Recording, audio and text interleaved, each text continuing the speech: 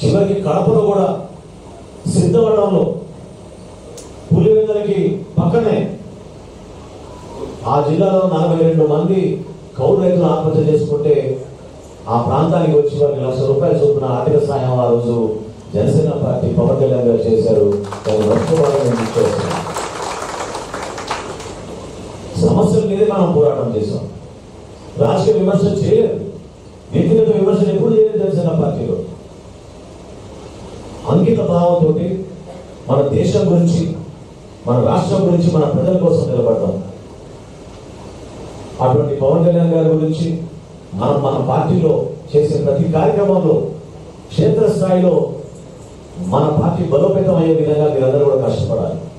ఇక్కడ వేదిక పైన కూర్చున్న నాయకులందరూ కూడా నేను కోరుతున్నాను, ఒక్కసారి మీరు గుర్తు తెచ్చుకోండి.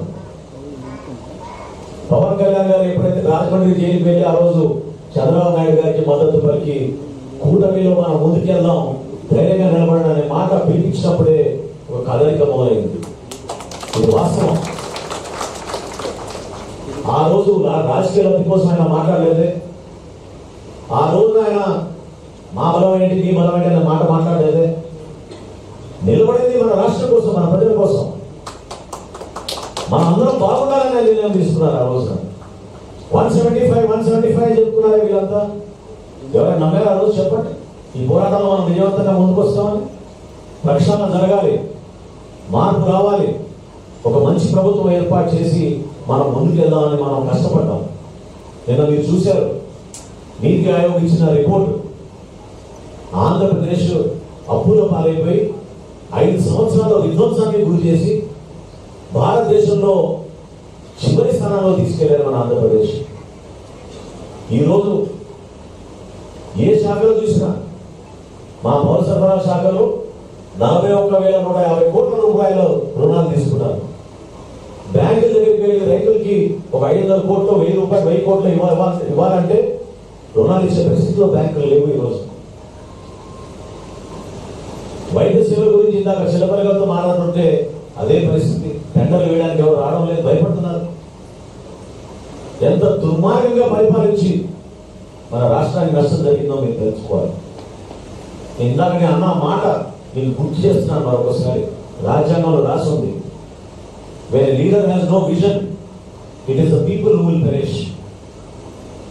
అంటే ఒక నాయకుడికి దూరదృష్టి లేకపోతే, ఒక ప్రణాళిక లేకపోతే ప్రజలు నష్టపోతారు, దేశం నష్టపోతుంది.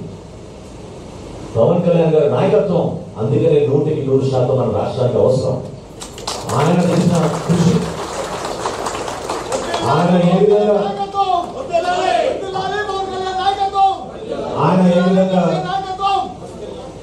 ఏ విధంగా ఒక ప్రణాళికబద్ధంగా అనేక వర్గాలని మనం బలపరుచుకుంటూ, ఏ ప్రాంతంలో ఏ సమస్యలు ఉన్నాయో ఆ ప్రాంతాన్ని గుర్తు చేసుకుంటూ ఒక మంచి ఆలోచనతో ముందుకెళ్లాలని నిర్మాణం చేసుకుంటూ వచ్చాం.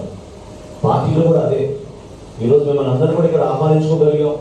ఈ కష్టకాలంలో 5 లక్షల రూపాయల ఆర్థిక సాయం జనసేన పార్టీ నుంచి పవన్ కళ్యాణ్ గారు మీకు అందించడానికి ఇచ్చిన చెక్కులు మీకు అందిస్తున్నాం అంటే అది కేవలం ఆర్థిక సాయమే కాదు, మీకు మేమందరం ఉన్నామని ఒక బలమైన సంకేతం ఇవ్వడం కోసం చేస్తున్న ప్రయత్నం. మీ కష్టకాలంలో మేము ఉన్నాం. మీ బిడ్డల చదువు విషయంలో కానివ్వండి, మీకు స్థానికంగా ఏమైనా సమస్యలు ఉంటే కానివ్వండి, తప్పకుండా మా దృష్టికి తీసుకురాడు, నిలబడతాం మీకోసం. అటువంటి కార్యక్రమాలు ఎప్పుడు కూడా మా జన సైనికులు కానీ, వీర మహిళలు కానీ ఎప్పుడు వెనకడం వేయలేదు.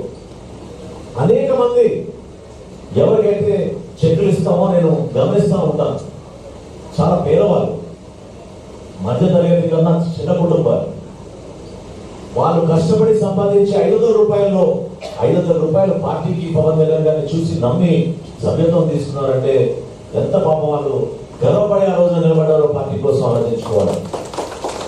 భవిష్యత్తు ఏమీ లేదనే ఆలోచన ఉన్న వ్యక్తులు కూడా నమ్మకం మాత్రం ఒకటే, పవన్ కళ్యాణ్ గారి నాయకత్వం రావాలి, జనసేన పార్టీ ఒక రోజు ప్రభుత్వంలో రావాలనే ఒక ఆకాంక్షతో వాళ్ళు నిలబడ్డారు.